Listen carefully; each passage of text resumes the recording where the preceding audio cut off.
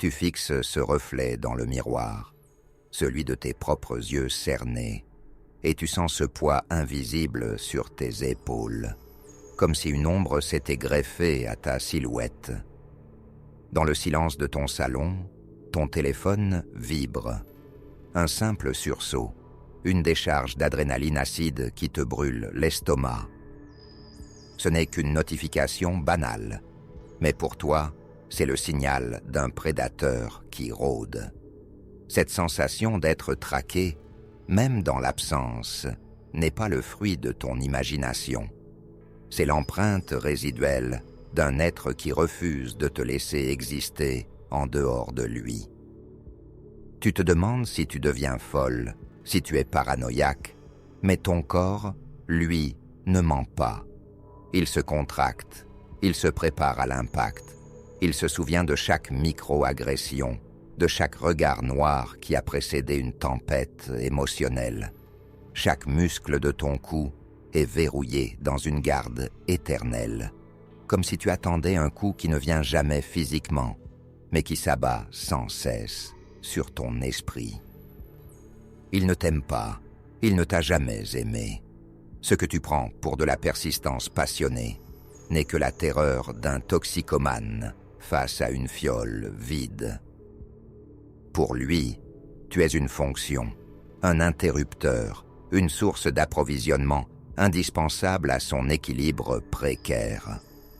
Sans ton regard, sans ta colère ou tes larmes, il n'est qu'un costume vide, une carcasse sans substance. Il a besoin de tes réactions émotionnelles comme d'un élixir de survie. Ta douleur est sa preuve d'existence. Lorsqu'il te bombarde de messages après des mois de silence, ce n'est pas un élan du cœur, c'est une manœuvre de retour calculée pour vérifier si le fil qui te lie à lui est toujours tendu. Il teste la solidité de ses chaînes invisibles. Il veut voir si, d'un simple claquement de doigts virtuel, il peut encore faire battre ton cœur trop vite ou te plonger dans une angoisse paralysante. Il observe tes vues, il traque tes heures de connexion, il analyse la moindre de tes publications pour y déceler une faille, un signe que tu penses encore à lui, même si c'est avec horreur. Le lien traumatique qu'il a tissé autour de toi est une toile neurochimique complexe, une architecture de la dépendance. Pendant la phase de bombardement affectif, ce love bombing initial, où tout était trop parfait, ton cerveau a été inondé de dopamine et d'ocytocine. Il t'a fait croire que tu étais l'unique, la muse, la sauveuse. Il t'a mise sur un piédestal si haut que la chute ne pouvait être que dévastatrice. Puis, sans prévenir, il a instauré la dépréciation. Le cortisol a pris le relais, te plongeant dans un état de manque permanent. Tu es devenu une proie conditionnée, attendant désespérément la prochaine dose de tendresse factice pour apaiser l'angoisse qu'il a lui-même créée. Ce cycle n'est pas un hasard, c'est un mécanisme de dressage comparable à celui utilisé dans les laboratoires sur les rats, le renforcement intermittent. En ne te donnant de l'affection que de manière aléatoire, il a ancré en toi une addiction plus puissante que n'importe quelle drogue dure. Tu ne cherches plus l'amour, tu cherches le soulagement de la torture qu'il t'inflige.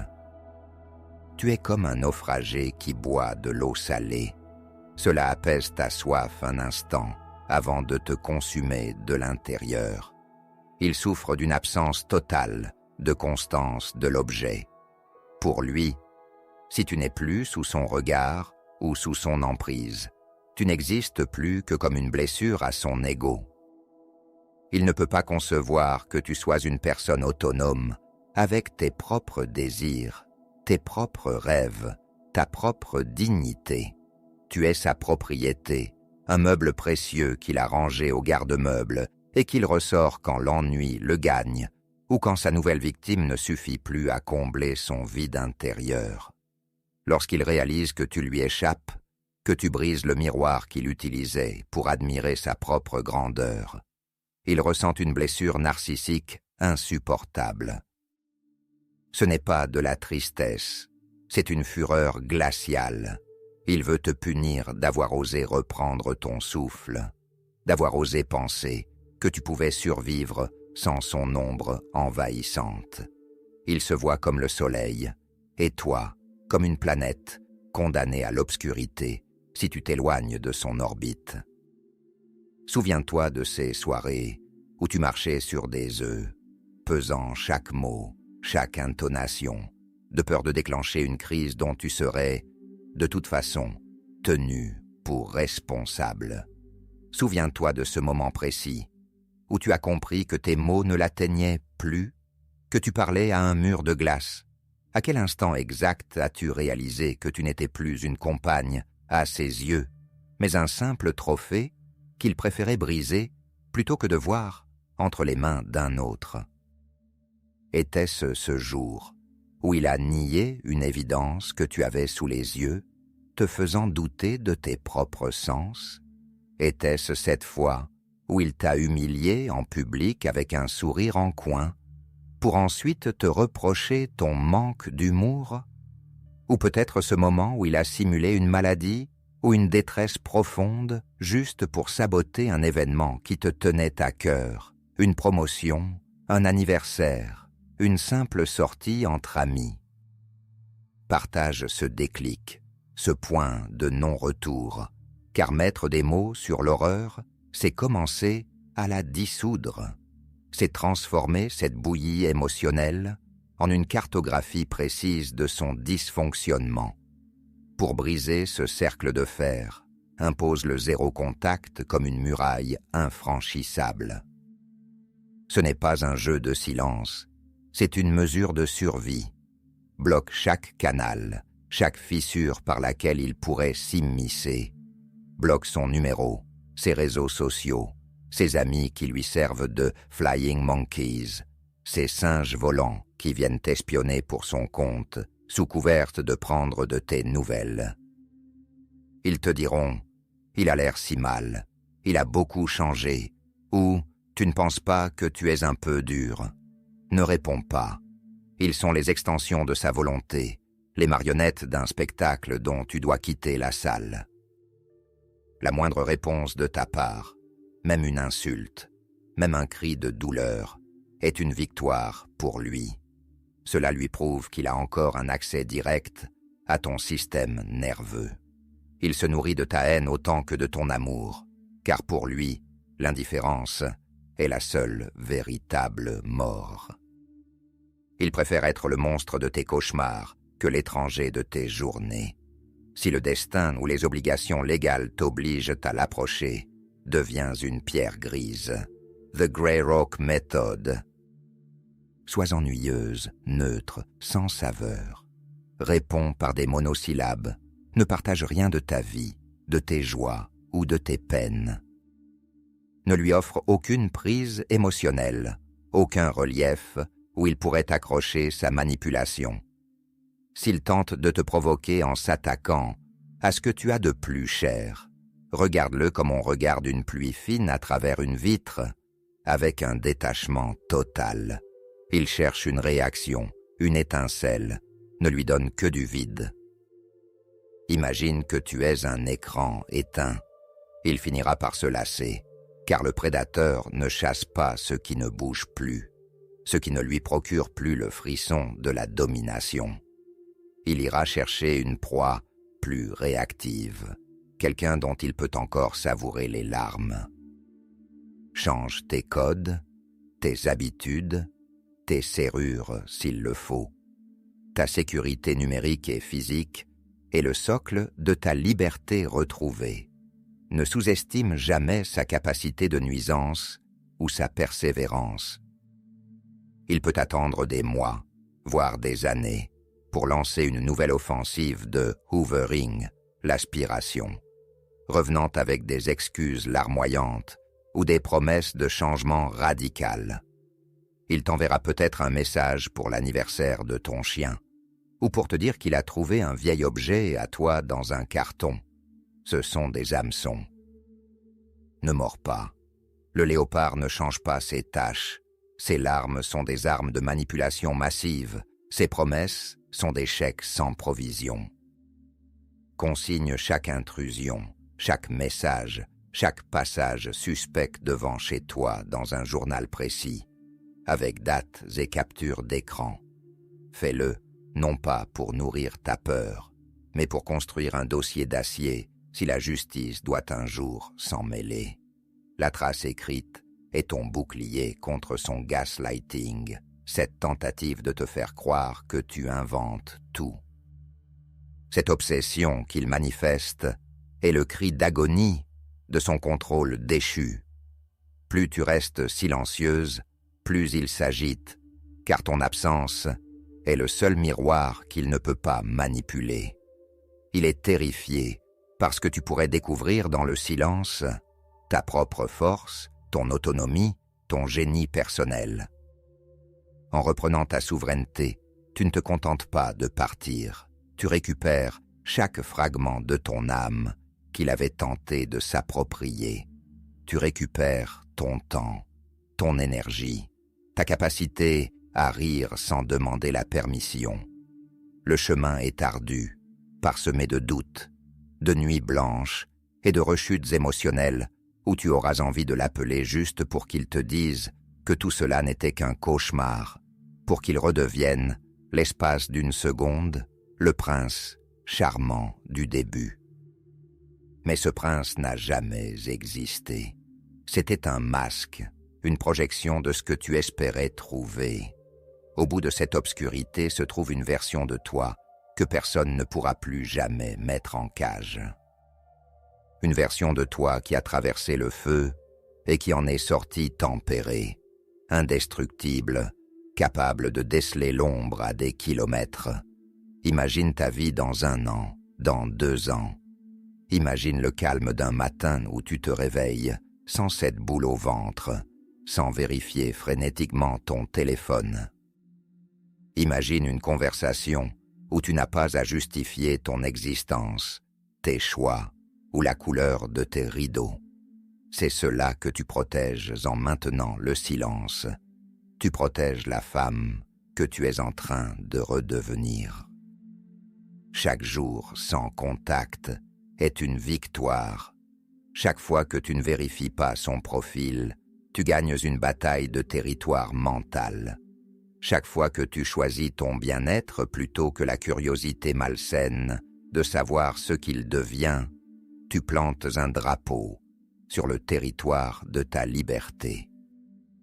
Tu n'as plus besoin de savoir s'il a une nouvelle victime. Tu sais déjà quel sera son sort. Elle subira le même cycle, car le narcissique est condamné à répéter son propre enfer à l'infini. Il essaiera peut-être de salir ta réputation, de raconter à qui veut l'entendre que c'est toi, la personne instable, la manipulatrice, la folle. C'est la campagne de diffamation classique, le baroud d'honneur de celui qui a perdu le contrôle. Il inversera les rôles, se posant en victime de ta cruauté. Laisse-le faire. Ceux qui le croient sans t'écouter ne méritent pas ta place dans ta vie.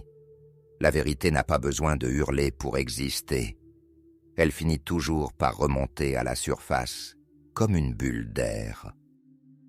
Ton silence face à ces calomnies est la preuve la plus éclatante de ta supériorité morale et de ta santé mentale retrouvée. Pendant qu'il s'épuise à construire un récit mensonger, tu t'occupes à construire une réalité solide, faite de projets concrets et de relations saines. Valider ce parcours, c'est aujourd'hui poser la première pierre d'un sanctuaire où il n'aura plus jamais droit de citer. C'est un acte de résistance silencieux qui scelle définitivement la porte de ta cellule. Ne regarde pas en arrière. Le passé avec lui est un champ de mines. Le futur sans lui est un océan de possibilités. Tu as le droit d'être heureuse. Tu as le droit de ne plus avoir peur du bruit d'une clé dans la serrure. Tu as le droit de disparaître de son radar pour toujours. Tu n'es pas une méchante parce que tu te protèges. Tu n'es pas égoïste parce que tu choisis de vivre. Le narcissique ne supporte pas l'idée qu'il puisse être oublié. Pour lui, être détesté est acceptable, car cela signifie qu'il occupe encore ton esprit. Mais être insignifiant est une torture.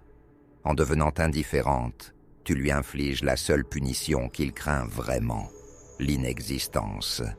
Tu lui retires le pouvoir de te définir. Tu n'es plus son ex, tu n'es plus sa victime. Tu es toi, entière, complexe et hors de sa portée. Le lien qu'il croyait éternel n'était qu'une illusion d'optique qu'il projetait sur toi. Maintenant que tu as éteint le projecteur, il ne reste que l'obscurité de sa propre solitude. Il est un trou noir qui dévore la lumière, mais tu as cessé d'être son étoile. Pardonne-toi d'avoir cru à ses mensonges. Pardonne-toi d'être resté si longtemps, d'avoir pardonné l'impardonnable, d'avoir cherché des excuses à sa cruauté. Tu as fait ce que tu as pu avec les outils que tu avais, face à un prédateur professionnel qui a passé sa vie à perfectionner ses techniques de chasse. Ta vulnérabilité était ta beauté, ta capacité d'empathie était ta richesse, et il l'a utilisée comme une faille. Mais cette faille est maintenant refermée par une cicatrice de sagesse. Tu sais désormais reconnaître les signes, l'intensité trop rapide, le manque d'empathie, caché derrière des grands discours, la victimisation constante, le mépris subtil. Tu es devenue une experte malgré toi. Cette douleur n'est pas vaine, elle est ton diplôme de survie. Prends soin de ton corps, car il a encaissé les chocs que ton esprit ne pouvait pas traiter. Il a stocké la peur dans tes tissus, la colère dans tes articulations. Dors, mange des aliments qui te font du bien, marche dans la nature, renoue avec tes sens. Sens le vent sur ton visage, écoute le chant des oiseaux sans que son bruit de fond ne vienne tout gâcher. Réapprends à écouter ton intuition, cette petite voix qu'il a tenté d'étouffer pendant des mois en te disant que tu étais trop sensible ou parano. Elle te disait dès le début que quelque chose ne tournait pas rond. Demande-lui pardon à elle aussi et promette-lui que plus jamais tu ne l'ignoreras.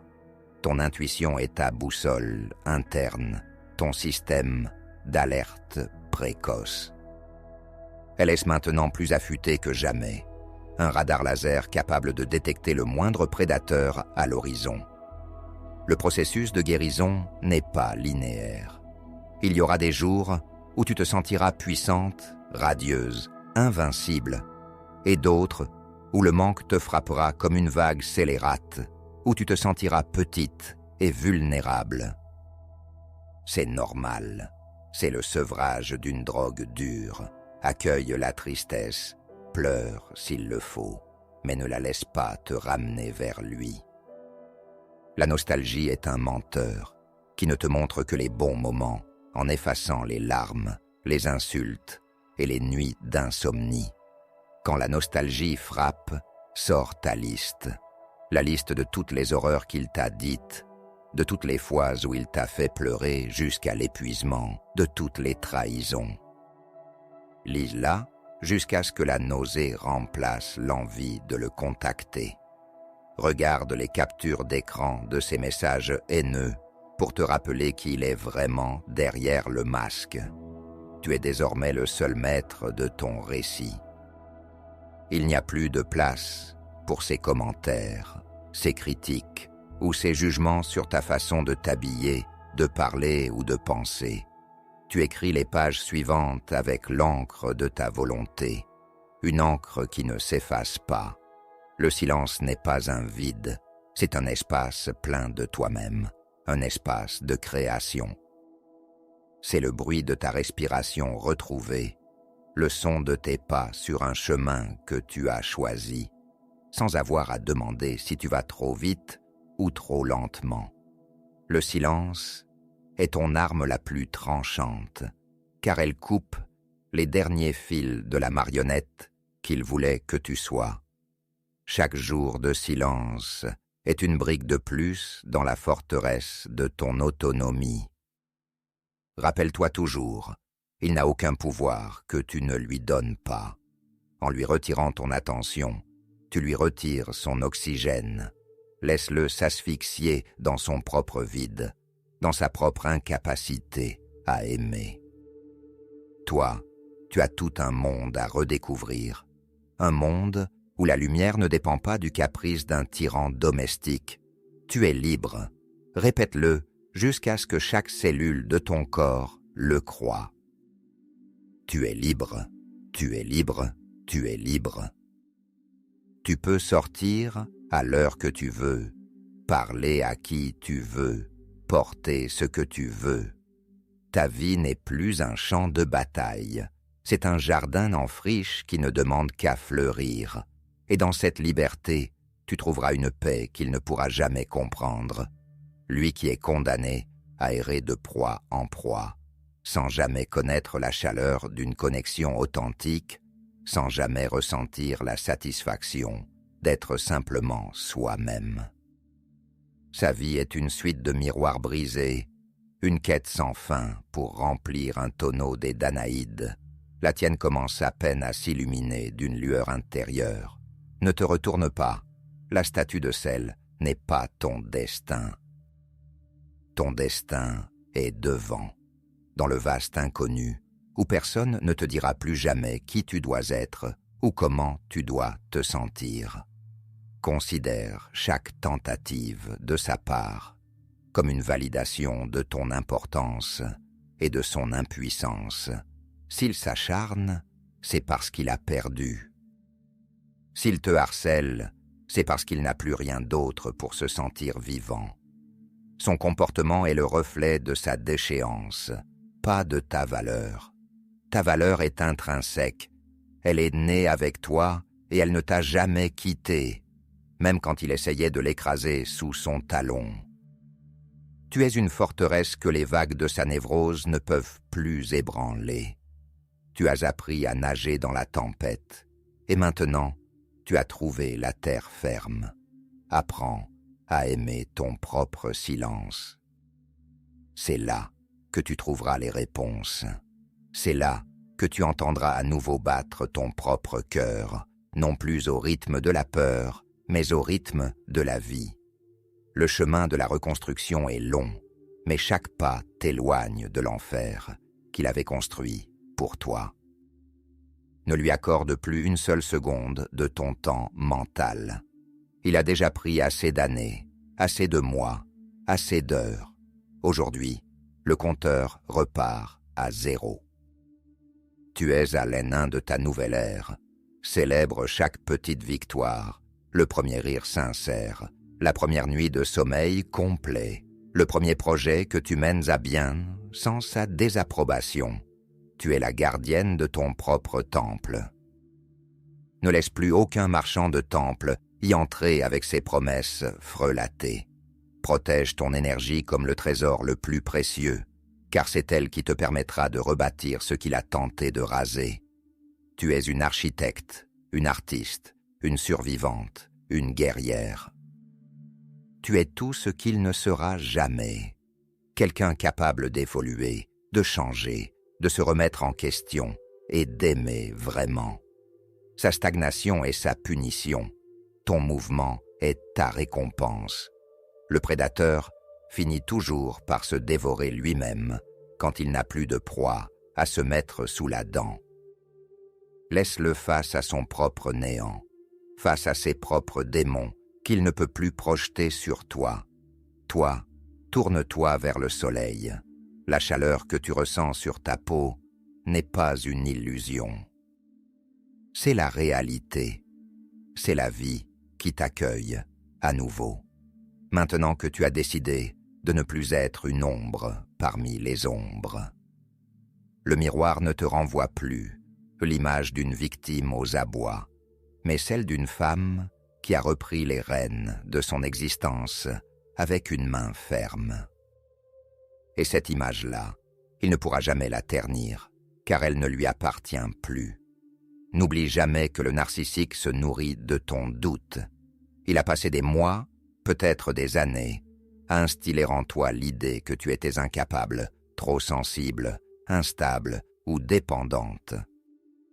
C'était sa stratégie pour te garder sous contrôle. C'est une projection de ses propres insécurités qu'il a tenté de te faire porter comme un manteau trop lourd.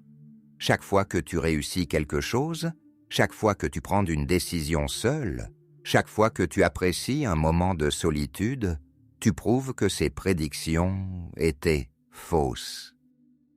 Tu es bien plus forte que ce qu'il t'a laissé croire. Sa plus grande peur était que tu t'en rendes compte. Aujourd'hui, sa peur est devenue réalité, et c'est pour cela qu'il s'agite. Dans les moments de faiblesse, rappelle-toi que le grand amour qu'il prétendait t'offrir n'était qu'un script qu'il a joué des dizaines de fois avant toi, et qu'il jouera encore après, avec les mêmes mots, les mêmes gestes, les mêmes promesses. Il n'y a rien d'unique dans sa manipulation. C'est un schéma pathologique universel que l'on retrouve dans tous les manuels de psychiatrie. Tu n'as pas perdu l'homme de ta vie, tu as échappé à un parasite émotionnel qui aspirait ta substance. La douleur que tu ressens est celle de l'extraction, celle de la cicatrisation d'une plaie profonde. On ne perd pas ce qui n'a jamais été là. On ne perd pas un amour qui n'était qu'un miroir aux alouettes destinées à te piéger. Entoure-toi de personnes qui voient ta lumière sans vouloir l'éteindre pour se sentir exister. Réapprends la bienveillance, la vraie, celle qui est calme et prévisible, celle qui ne demande rien en échange, celle qui ne se transforme pas en reproche au premier désaccord. Redécouvre l'amitié, la solidarité et surtout l'amour-propre. C'est ce dernier qui sera ton rempart le plus efficace contre les prédateurs futurs. Quand on s'aime assez, on ne laisse plus personne nous traiter comme une option, un jouet ou un punching ball émotionnel. On sent l'odeur du danger avant même qu'il ne franchisse le seuil.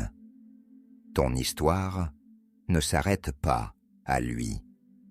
Il n'est qu'un chapitre sombre, une épreuve de force qui a révélé ta résilience incroyable.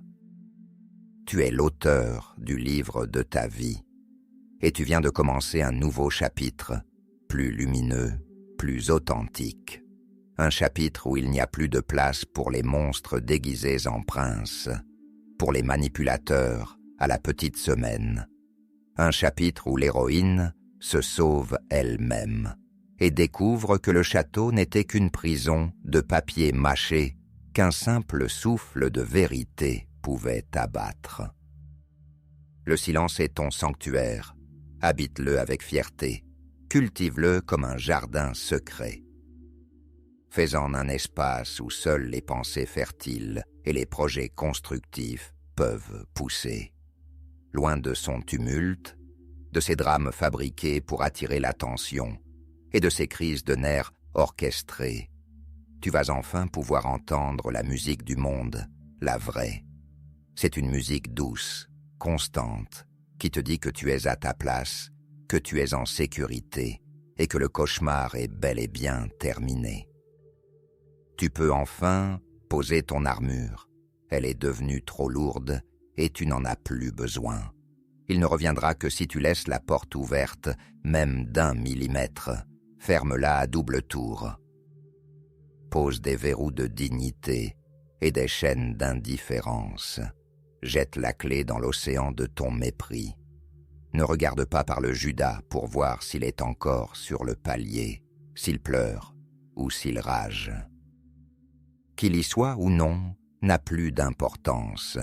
Ce qui compte, c'est ce qui se passe à l'intérieur de chez toi, à l'intérieur de ton esprit. Le calme est revenu. La tempête est passée. Les débris sont déblayés. La reconstruction peut commencer sur des bases saines, sur le roc de ta propre identité. Tu es vivante, tu es libre, tu es toi. Et c'est la plus belle des revanches, la seule qui compte vraiment. Le silence a gagné contre le bruit de ses mensonges. La paix a gagné contre la guerre qu'il te menait. Tu as gagné contre l'effacement qu'il te promettait. Le silence est ton sceptre, et ta vie est ton royaume. Règne dessus avec la sagesse de celle qui sait désormais distinguer le vrai du faux, l'or du plomb et l'amour de l'emprise. Ton voyage vers toi-même ne fait que commencer, et cette fois, personne ne pourra te barrer la route ou te détourner de ton but. Chaque matin est une nouvelle preuve de ta libération, un nouveau souffle que tu prends sans crainte. Le café a meilleur goût, car il n'est pas amer de vos disputes. L'air est plus léger, car il n'est plus chargé de ses tensions. Le temps t'appartient, enfin. Il n'est plus dévoré par ses exigences. Ne gaspille plus une seule pensée pour lui, pas même une pensée de haine, car la haine est encore un lien. Vise l'indifférence, ce point neutre où il n'est plus qu'un souvenir lointain et un peu flou. Il est le passé, et le passé est une terre morte que tu as quittée. Toi, tu es le présent, vibrant, intense et plein de promesses. Tu as survécu à ce que beaucoup ne peuvent même pas imaginer.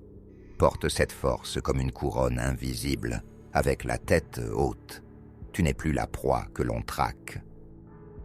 Tu n'es plus l'objet que l'on manipule. Tu es le sujet de ta propre vie, l'actrice principale de ton propre destin. Et dans le grand livre de l'univers, ton nom est écrit en lettres de feu, tandis que le sien s'efface déjà dans la poussière des oubliettes de ton cœur. Le silence a gagné, la paix a gagné, tu as gagné. Savoure cette victoire, elle est à toi, et personne ne pourra jamais te la reprendre. Tu as traversé le désert, et tu as trouvé ta propre source, boisant à longs traits. Elle est pure, elle est tienne, elle est la vie. Ne crains pas les rechutes de tristesse. Elles ne sont que les derniers échos d'une montagne qui s'effondre loin derrière toi. Regarde devant, là où l'horizon est vaste, là où les couleurs sont vraies. Tu as réappris à marcher seul, et bientôt, tu réapprendras à courir. Ta lumière intérieure, celle qu'il a tant essayé d'étouffer sous son boisseau de noirceur, brille plus fort que jamais. Elle est ton guide, elle est ta protection. Plus aucun prédateur ne pourra s'en approcher sans être démasqué par l'éclat de ta conscience. Tu es devenu invulnérable à ces jeux, car tu en connais désormais toutes les règles et que tu as décidé de ne plus jouer. La partie est finie. Le rideau est tombé, tu es libre, enfin. Totalement, définitivement.